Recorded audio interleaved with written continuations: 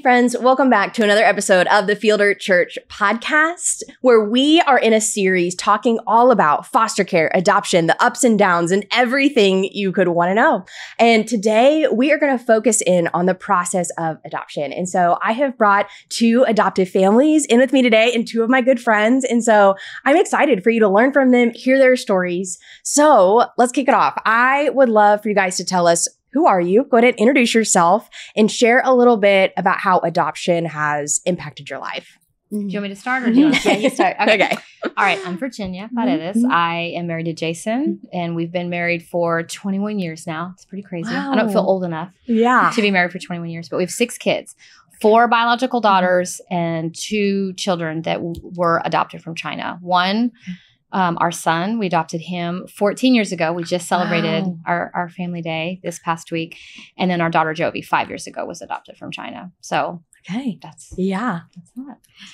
My name's Mackenzie Scott, and I'm married to Reggie. We've been married 16 years. We have 2 biological sons that are 15 and 14. Yeah. And we have twin 5-year-old girls. Yes. And our twin girls are adopted. Okay, awesome. Okay, since we are talking about adoption today and just going to hear a little bit of your story and the process that you guys walked through. I know it was, like you said, many years ago, so we're just going to recount it as best as we can. But in your own words, what would you say that adoption is? I want to start at the basics. Like, what is adoption? For me, adoption is standing in the gap. It is bringing somebody into our family who did not originate in our family and giving everything that we could to make that happen. Right. Time, resources, money.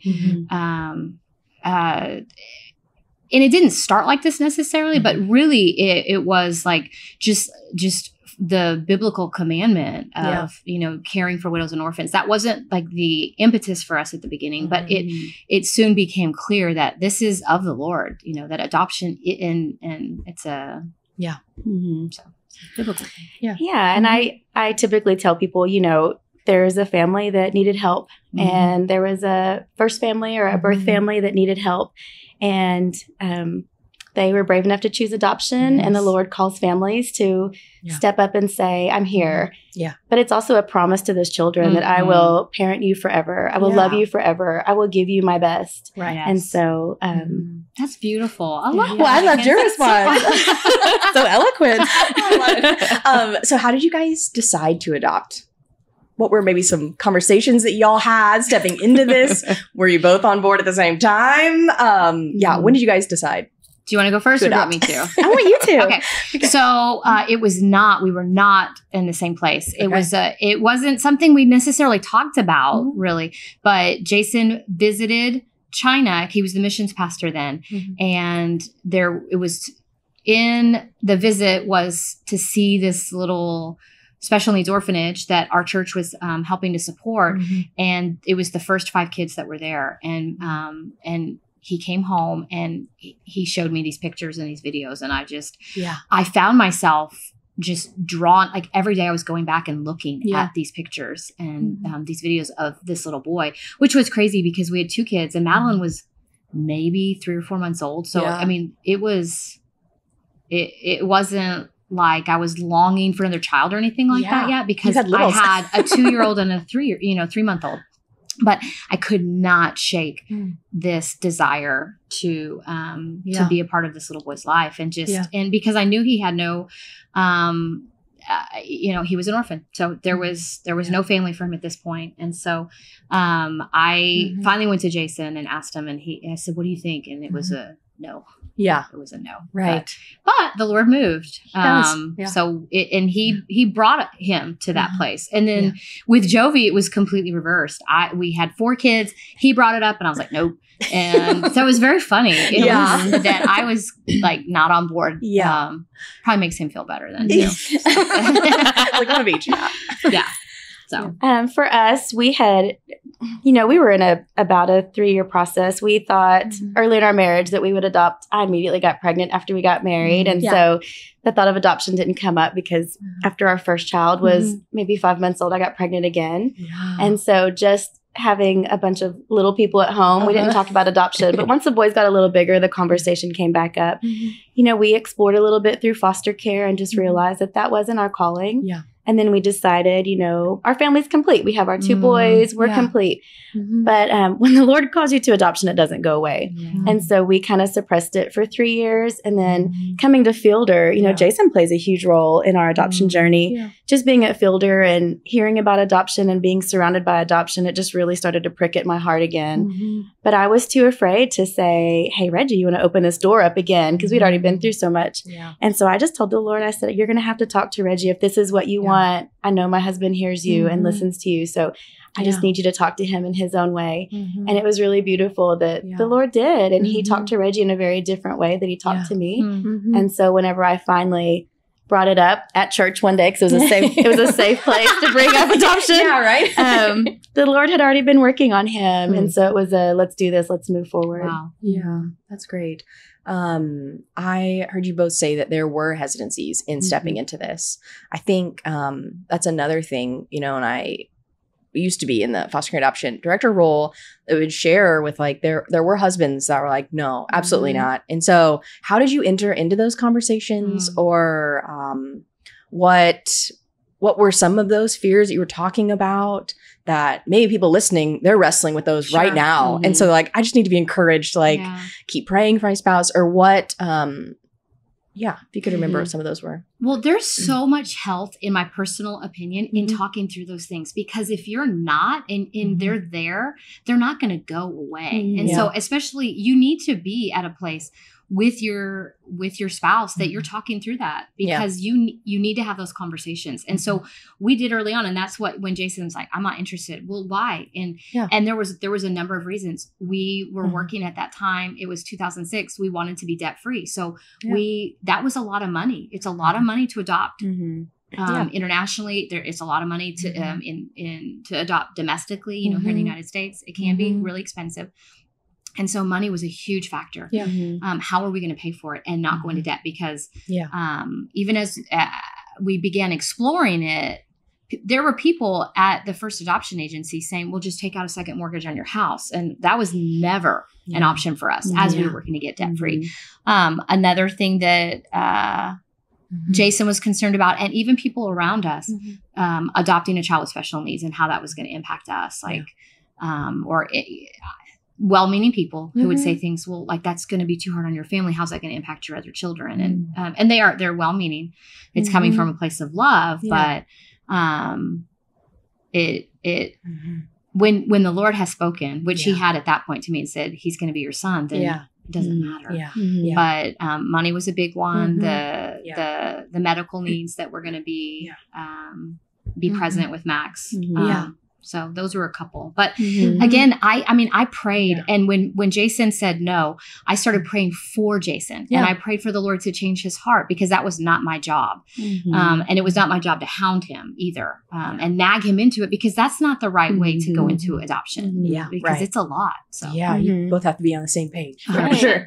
No, I agree. And I think it wasn't my place to bring it up and to nag him about it or to whine to get my way. I really just had to, it's such a big decision that I really did have to surrender it to the Lord and say, if you want this to happen, you've got to, speak to my husband about it.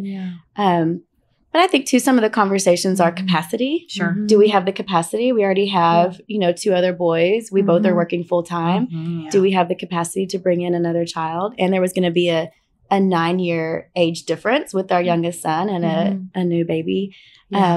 And then the finances was probably our number one. And I can't wait if we're going to talk about that.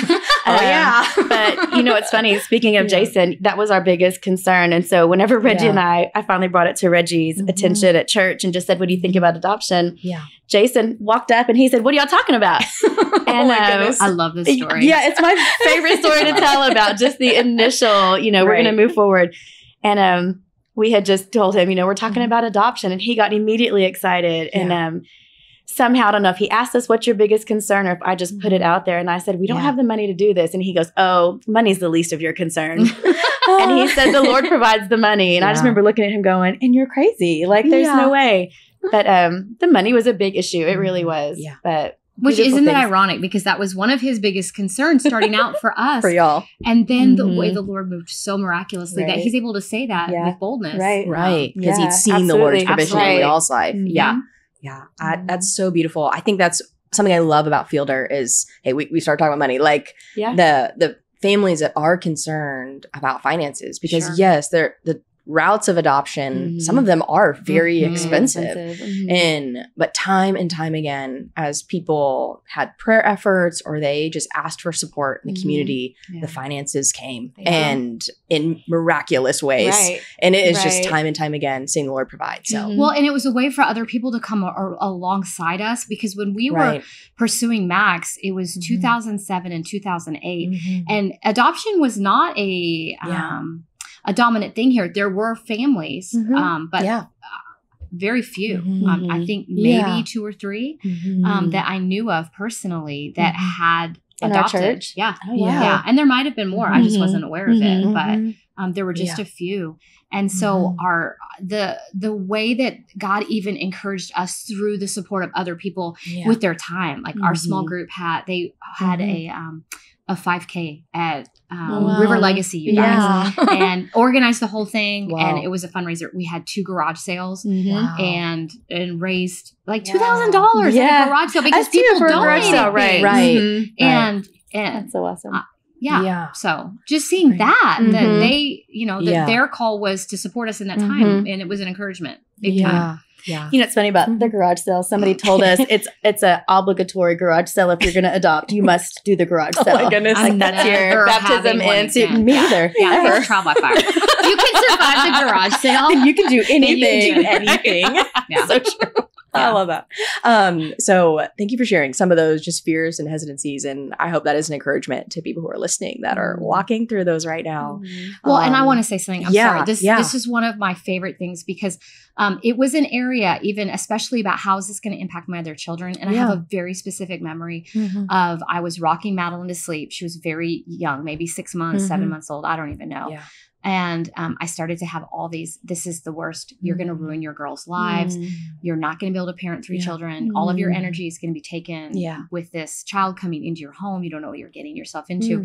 And I remember like my heart started racing and it was dark and quiet in the room. And all of a sudden I realized this is not from the Lord, because the Lord is not a God of confusion. And he's clearly said we're to do this. And I realized this is Satan like coming at me in my weak spot about my babies. And just the, in that moment, just declaring, get out of this, get out of my head, get out of my house. There's no room for you here. And the encouragement of that the Lord was behind it. And it didn't mean it was going to be easy or perfect or rosy, but the Lord was behind it.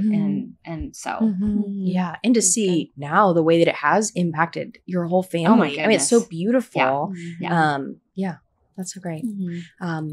Okay, I would love for you guys to share, just, you shared a little bit, but just the type of adoption or the route of adoption that you guys stepped into, but then also how did you choose an agency, or how would you recommend somebody to choose an agency if they are ready to step into the process? Awesome. So ours was an international adoption, and it wasn't because we made that decision. It was because it was Max that I wanted to adopt Max. Right. And even in that, we didn't choose an agency. We asked the director of the of Harmony House what agency should we go with, because it was such a unique situation that we were trying to adopt a specific child from China, and China doesn't really do it that way. It just works differently at that time, especially at that time. And so he said, go with this agency because they'll make the request for you. They'll go ahead and do it. So we went with that agency. And then China sent Max's file somewhere else. And through the Lord's just perfect story that he had weaved, we found Max through somebody else who, it's a crazy long story. But so we switched agencies and went with them. But we just got lucky because we did Yeah. not research Mhm. or, do any of that. But the capacity to research agencies now is completely different than it was in 2006 true. and 2007. Yeah. It's true. Whether that's online or the resources that we have here at Fielder Church to ask for recommendations is great. And with Jovi, we went with All God's Children again. That's the first agency that we used. But when we found Jovi and we were trying to adopt her again, a specific child, we ended up switching agencies again. Yeah. Gets kind of her. complicated when you It go really international. was. Yeah. Yes. It does. Yeah. Wow. Okay. We chose domestic adoption. Just domestic means you're adopting more local. Honestly, I just started calling. I went online and I looked up agencies and I just started making phone calls. And, sometimes you would call some places and you didn't really feel good to talk to the people that answered the phone. And for something so big like this, if I didn't feel good about our conversation, I would just move on to the next. And I probably called 6 or 7 agencies. And then at the end, my friend Angela, she had used Gladney and had such a beautiful experience. And so I called Gladney and it was such a fantastic, very transparent conversation. And they were also hosting an orientation pretty soon. And so we just decided to go with them, attended their orientation. I asked a lot of questions because it is expensive. I just really wanted to understand, if the requirement is this much, exactly where do the dollars go towards? And they were it was just a place that they were very open about the finances. And I got to talk to the financial advisors and felt really good about how they run their agency. Awesome. Yeah. And you mentioned it, currently we do have a director of foster care adoption on staff. And so if you have questions about agencies or stepping into this, I would highly encourage you to email her, ebenton@fielder.org. Erin is wonderful, and she would love to help you take that first step of choosing an agency. And that's incredible, Maddie, because it wasn't like that for us the first time around. Right. It was like just walking in the dark, trying to figure things out on our own. And I was kind of the same, asked a lot of questions, did research, did what I could. But it is the support that exists here is phenomenal. Yes, that would have been wonderful. Yeah, I know, right? And I know that there's another type of adoption, or there's probably several more, but one is adopting like straight adoption or matched adoption, where a child is part of the state or in the state, and you're able to adopt through an agency domestically here, and that is basically free. You're just paying a few fees. So if you're interested in that, the purpose of foster care is not adoption. It's always reunification. However, some of the children's parental rights have been terminated, and so they are able to be adopted. And so there are avenues. There really are. There are so many avenues. Kind of whatever your family is called to. I think that's really it. And so, as families who are listening or considering it, I think it's important to learn about all of them. That's why I brought both of you guys on here to share your experience and your stories. But there are other ways to adopt too. And so if they're listening and they're saying, I don't want to adopt international or, private. And so there are other ways to adopt as well. And so Erin would love to talk to you. Okay, great. I know. She can give you all the information. Okay, great. So, all right. You guys said yes to adopting. You chose an agency. What was maybe some of your next step? I've heard there's lots of paperwork involved, but if you could remember the process a little bit, after saying yes to an agency, what were some of your next steps that you guys had to do? There was a lot of paperwork. You had to really detail out your finances, like your assets, and you had to detail out your background. You had to detail how you were going to provide for this child, physically, emotionally, medically. We had visits. We had home study visits, which were when a licensed social worker would come into our home, inspect it, and then interview us, like ask a ton of questions. Very deep questions. Yes, and how we would deal with things, talk to our kids. Now with Abby and Maddie, it was different because they were so little. But when we were doing our home study visits for our second adoption, they interviewed the kids privately, like our bigger kids. Like they would just ask a few questions, but they ask about how would we discipline and support resources around us. How does your family feel about it? And even how does your family, for us, because ours was international, how does your family feel about the fact that you're adopting a Chinese, a child from China? You know, questions like that. Yeah. Part of next steps is preparing your home, making room, raising money, and then making sure that you're ready, you know, and then learning. For us, it was learning about Chinese culture more. Yeah, absolutely. And same process for us. It's just a lot of, a lot of paperwork, a lot of even physical stuff. You know, they interview you and they ask questions about even how we were raised and memories that we have or things that we went through even as children. And but then we also have to check out physically as well. Yes, we had to go get physical. We did. I forgot that. Okay. Okay, so I'm going to tell a quick story about my physical. Block that out of my mind. So I don't have a regular doctor that I visit, and so you know, one of the things I had to do was be cleared in a physical, and so I was just frantically looking for anybody that had an opening. Right. And I came across this physician. Her name was Dr. Igwe.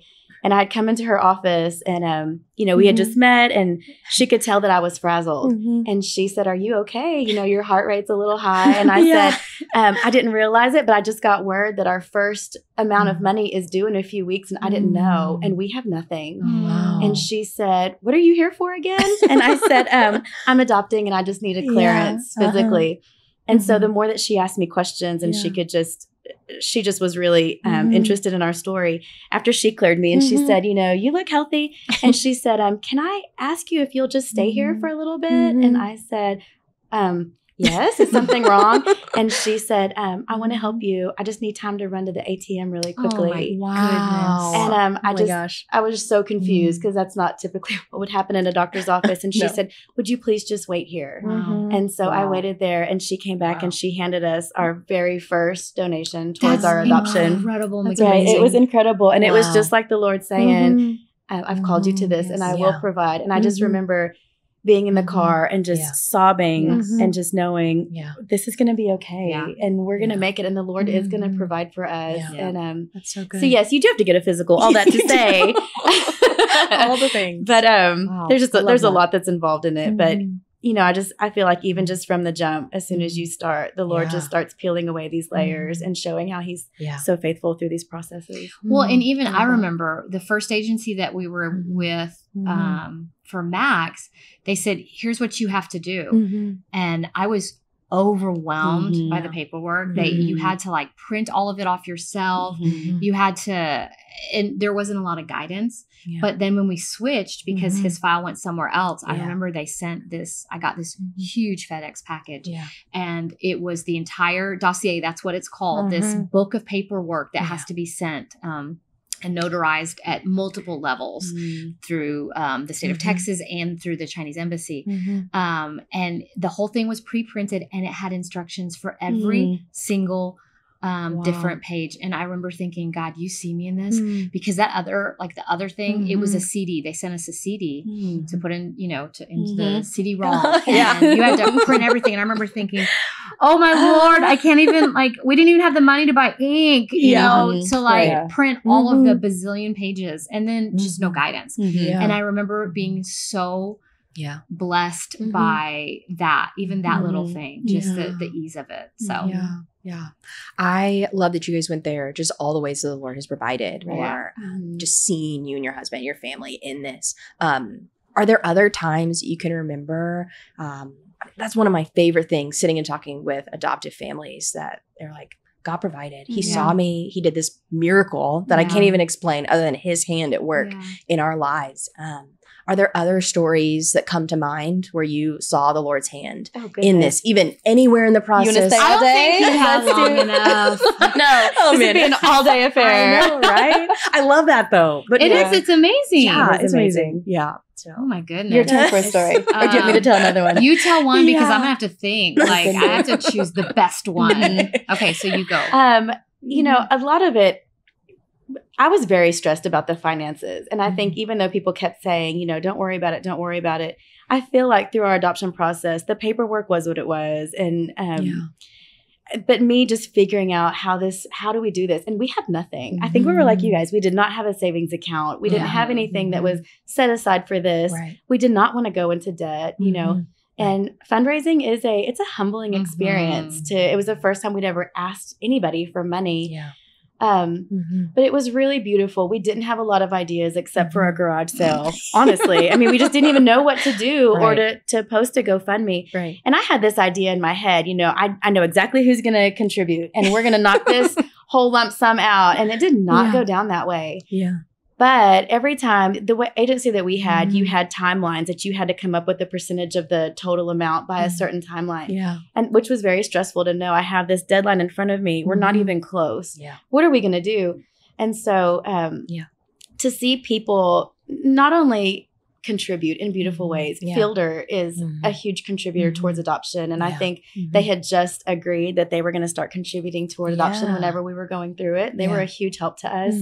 But just to see the different people that stepped up and say, I want to do this for you. Can I lead this fundraiser for you? We had a group of people that said, we want to lead a night of worship for you. Reggie's not going to lead the worship. We're taking care of everything. Please just show up. And they led that for us. The garage sale, it sounds funny, but we didn't have things to sell either. Yeah. And so it really was either. We had nothing. We had nothing. And so it's really people bringing you their things and allowing you to sell their things, which is, it's a big moneymaker. Yeah. But just to watch the people that they step up and do those things for you. Yeah. And so a lot of times maybe people aren't called to adoption, but there's ways that they can contribute. They can donate things or they can give of their time to help you. Yeah. Financially, it was miracle after miracle, honestly. There were people that we had never even met before that were contributing to our adoption. But I just felt like every time a deadline was coming and I would start to panic, just the craziest things would happen, especially in the end. You know, our process only took 8 months. Wow. And really, I can tell a lot of stories on why. It was a shorter process than most. But we had gotten a phone call that there were twin girls. They were 4 months old. Yeah. And we need you to come. And we still had a huge lump sum of money left, which, you know, immediately you start to panic. And what are we going to do? And we can't leave to get them until we've settled. Right. And a family did come through and said, how much? What's your balance? They had messaged me on Facebook. Wow. And I was able to show them receipts and say, this is the balance. And it was a family that we did not know well at all. Yeah. And honestly, she said, I've watched you in church and I really do feel like we're supposed to contribute. And so not only did they were going to give us enough money to settle our debt that we had. Wow. But then they felt like the Lord was saying, but we're supposed to give more than just this amount. Wow. And to the dollar, they paid for the final amount that we owed. But we also had to go pick our girls up in Florida. And so we were gone 12 days. We stayed in 7 hotels. We did have our boys with us, which means we had to pay for everything, every meal, everything that we did. Right. You know, once we had the girls, then it turned into a whole different level of needs. And the money that family had given us paid for also the entire trip down to the dollar when we were able to cross the state lines and come back home. That's amazing. And so it was, it was stories like that, just over and over again. Yeah. And by the end of our process, we had not gone into debt and we hadn't needed for anything. We had an abundance. Wow. And so it's just, I just can't say enough that if the finances, that's the number one thing when people come and they ask questions about adoption is we don't have the money to do this. I just say what Jason says. That's the least of your concerns. Yeah. That's the least of your concerns because when the Lord calls you to this, he does provide. He will. He does provide. And Fielder is such a beautiful place that there's just such a culture of support in adoption and foster care, and the people will rally around and they do support. Yeah, and it's I've seen it so many times. Yeah, that's beautiful. That's beautiful. Okay, let's. I want to jump back into the process. I could talk about the goodness and faithfulness of God and your stories so much, and we'll come back to it. But I want to go back again just to the nitty-gritty of the process, right? You said there was a lot of paperwork, physicals, but there's training too that agencies require of you, maybe different international or domestic. Would you speak into what some of those trainings were, either how they prepared you or what you wish you would have been trained on? Speak a little bit to the training that you guys had to go through in the process of adoption. Our training, I remember it was more extensive the second time around, but I think that there was a lot more online resources at that time. Yeah. So one of the things specifically that we were educated about was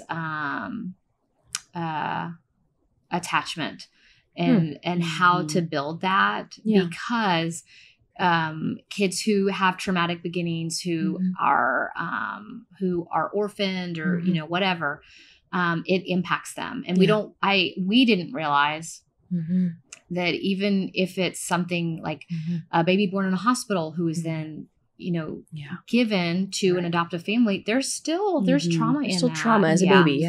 And so we were trained on that. We were exposed to it. I don't think I feel like the second time around with our second training that we went through, it was more extensive. I felt like it was better, but maybe that's because I already had exposure to it. And so it was, I don't know.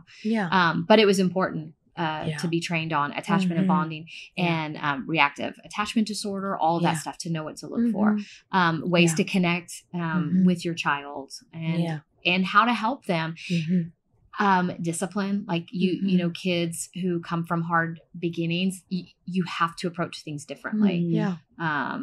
And so that was some of the education that we went through as well. We did a lot of reading, books that were recommended from the agencies, some they sent to us, just, stories or Empowered to Connect, all of that. We read through that. And it was helpful. Honestly, though, I would say some of the most important was stuff after, like when we were in those hard places, like having resources available, and when you're in the trenches, like dealing with hard things, and looking up information or rereading books or going and finding like, this isn't working, we got to try and we got to do something different. So I love that you brought that up too. And Mackenzie, I'd love for you to answer on training. I love that you brought that up too. I was like, it doesn't end. The training doesn't end when you bring children to the home. And that was something I was incorrect, my thinking. I thought the adoption journey was over once we got our children. It literally was just the beginning. Agreed. Yeah. Oh, I so agree. And that I was unprepared for that. So Okay, what would you say some of the trainings looked like for you, Reggie? So we were fully certified through foster care, and that training was very beneficial for us.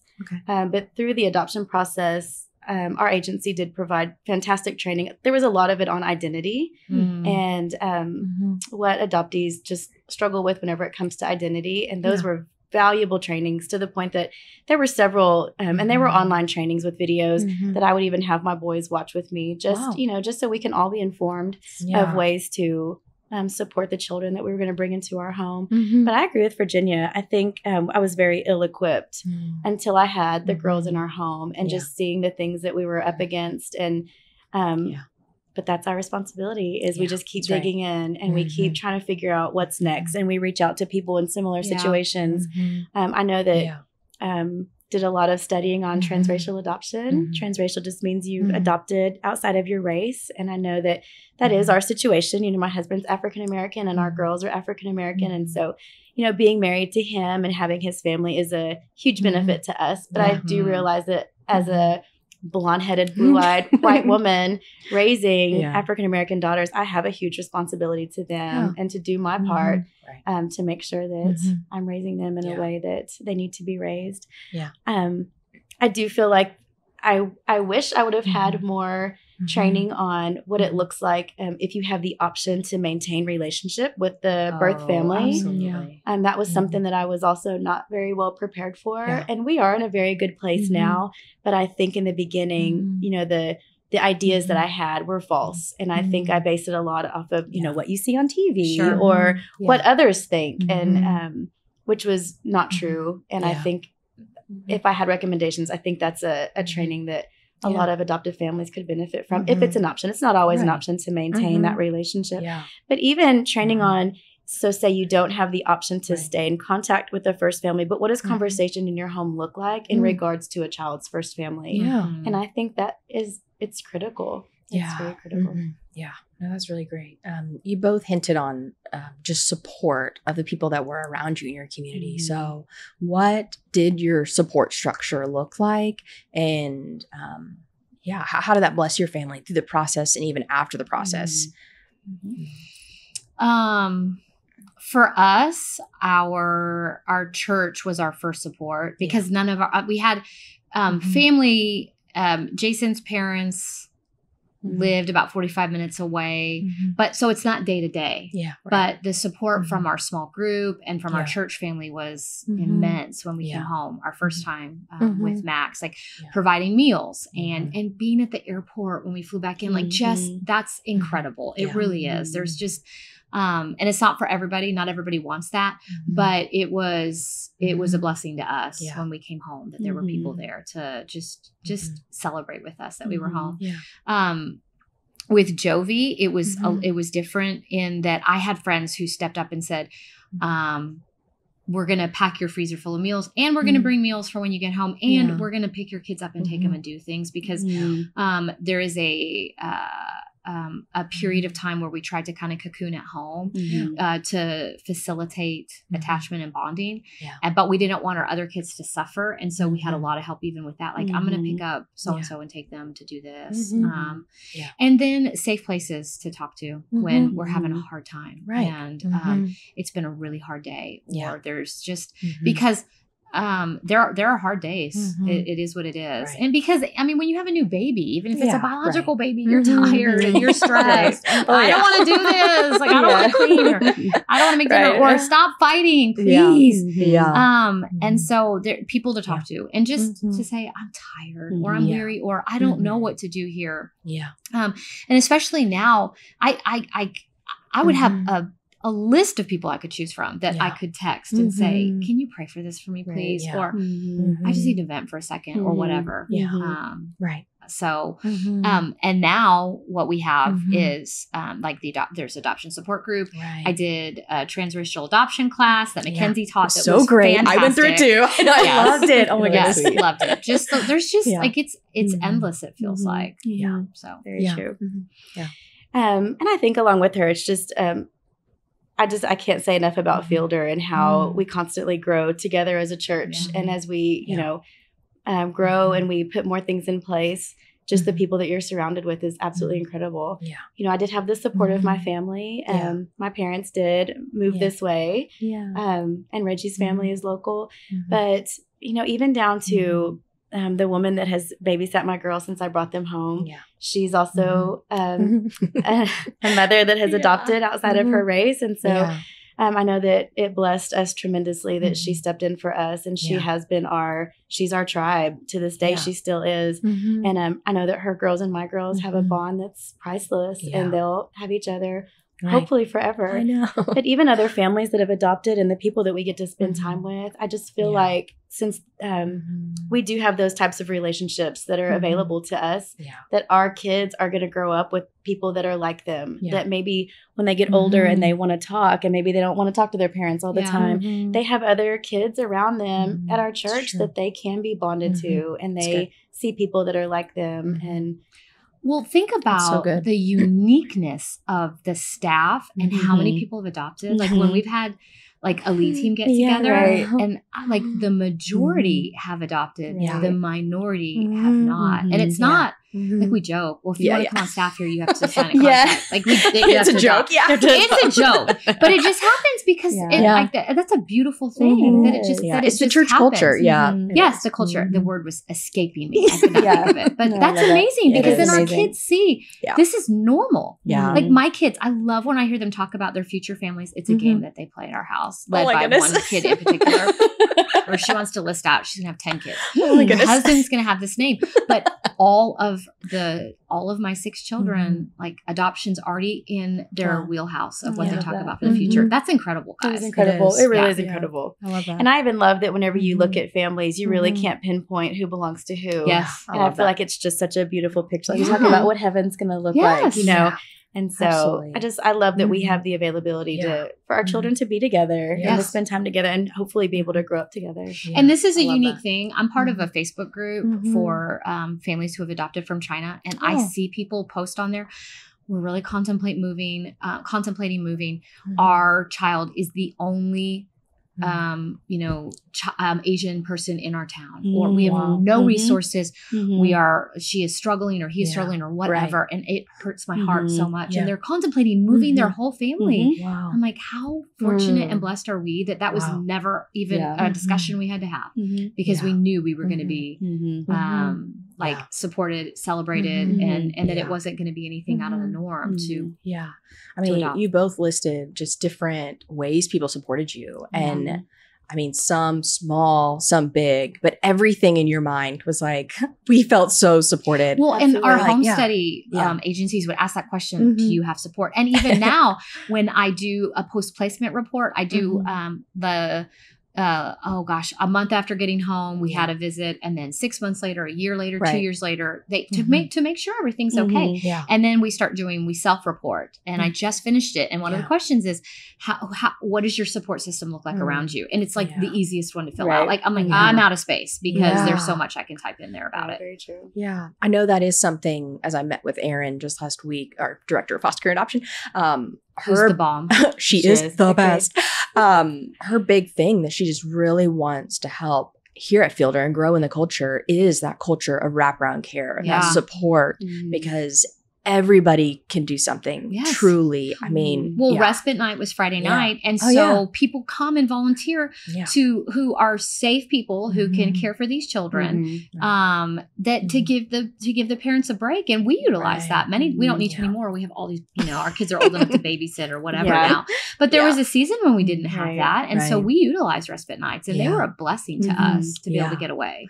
I love something else you guys said too. People would just offer, or they would they wouldn't say, hey, what can I do for you? I mean, you're already exhausted. I don't know. Just do something. Yeah. I think. Right. And that was one thing that I was encouraging families to do. Offer to bring a meal. Don't say hey, can I bring you a meal? The answer is yes. It'll bless them. Insist on it. And there was a time, and we can talk about the financial donations like crazy, but it was also the other things like that that people could come and do. And, we had a very fast baby shower 2 days before we left to go pick up the girls. And so when we got home after that very long, exhausting trip, I came home to a house full of gifts and random things, which was such a blessing. Yeah. But having 2 new babies at the house, I was so overwhelmed that I couldn't get myself organized. I didn't know what I had and what I needed. Which feels chaotic. It did. It was so chaotic. Chaos. And I had 2 women reach out and just say, what do you need? And I said, I'm so embarrassed to ask you this, but I just need help in my house. I can't get the girls' room done. I feel like I don't know where anything is. I have to. We're not on a schedule. We're just in survival mode. Yeah. And these 2 women showed up and they brought breakfast and they said, you go hang out with the girls. We're going to just take care of this. And I literally sat on the couch and just took care of the girls. And they went through and they just took everything and they organized it and they just put it in a way that when they were done, they said, I want you to eat. They did bring food for me and just leave us alone. We got it.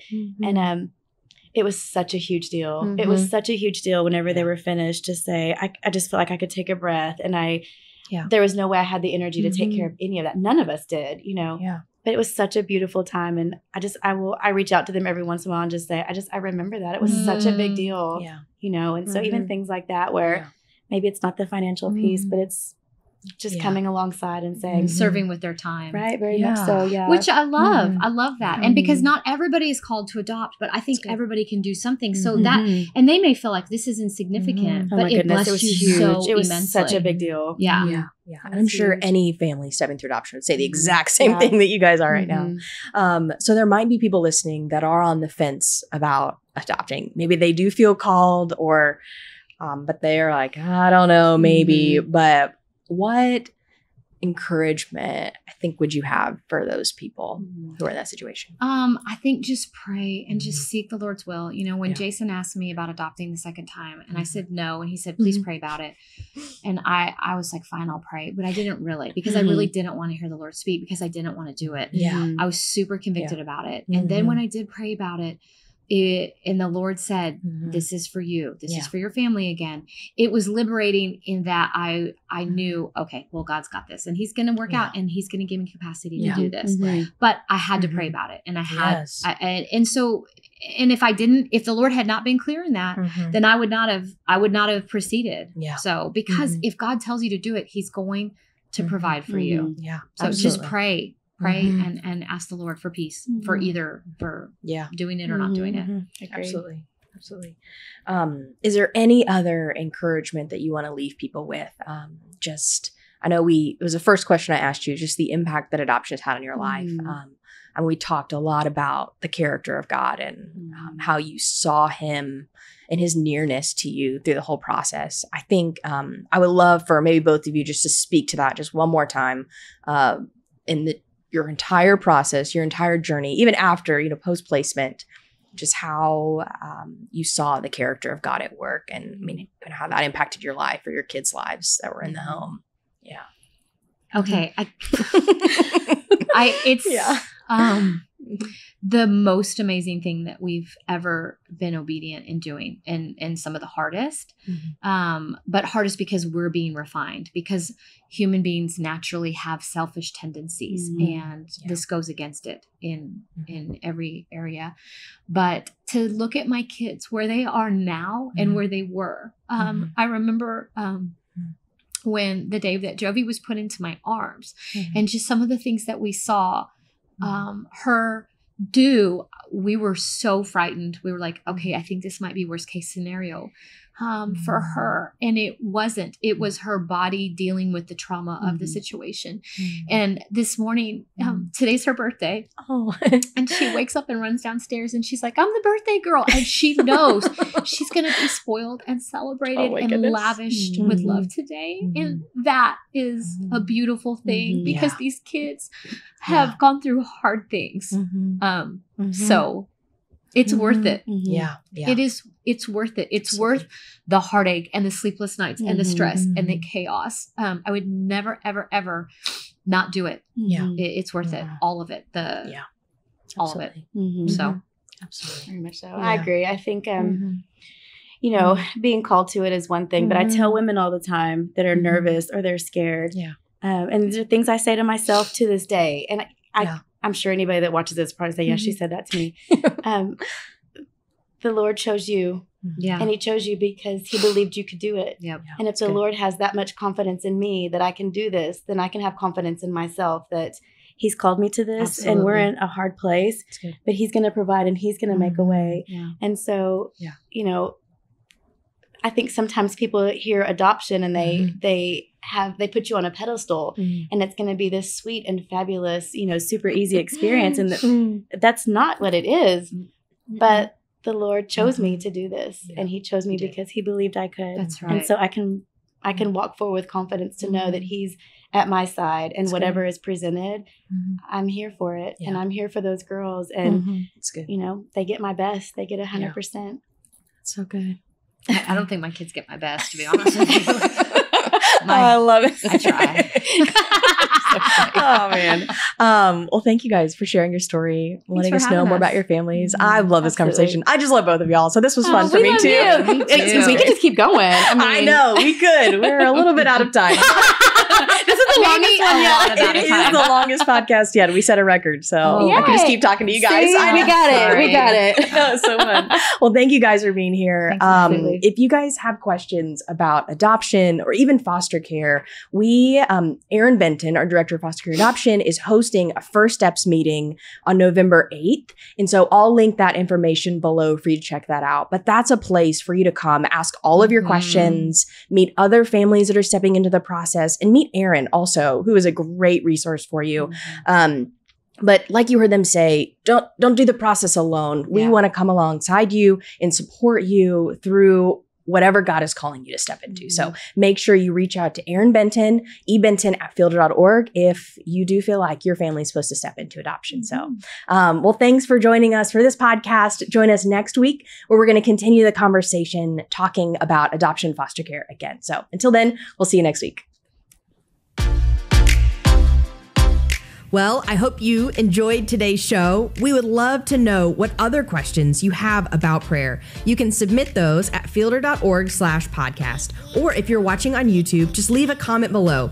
If you enjoyed today's podcast, make sure to leave a rating and review. That helps this message reach more people in our community, because it's our hope this podcast would equip you and many others to live as followers of Christ outside the walls of the church.